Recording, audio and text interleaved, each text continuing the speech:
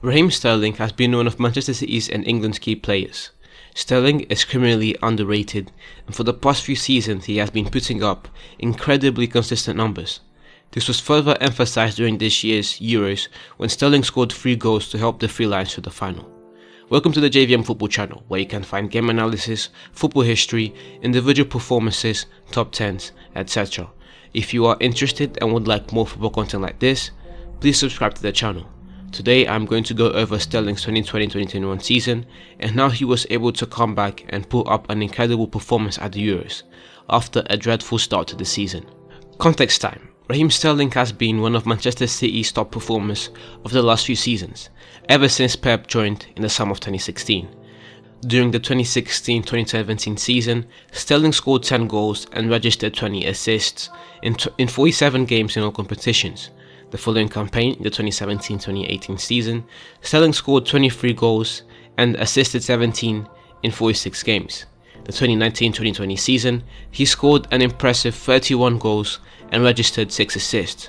At this point, it is pretty much safe to say that Sterling had been dropping consistent performances and had the numbers to back it up. However, Sterling's start to the 2020-2021 season wasn't so great. Sterling struggled at the beginning of the campaign. The whole City squad did. This then made Pep Guardiola have to change a few things around the team.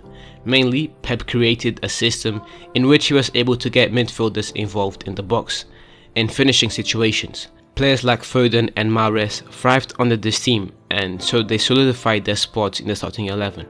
However, Sterling wasn't able to take his chances quite as well.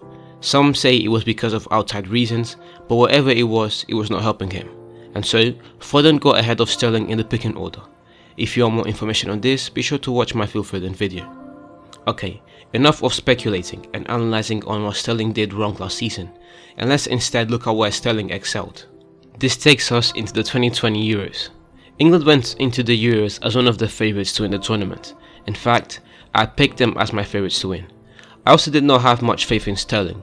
His last 2 performances had been lackluster, and if England were to win the whole thing, I fancied the likes of Sancho, Rashford, Saka, Grealish and Foden much more than Sterling. But this is where Sterling's comeback begins.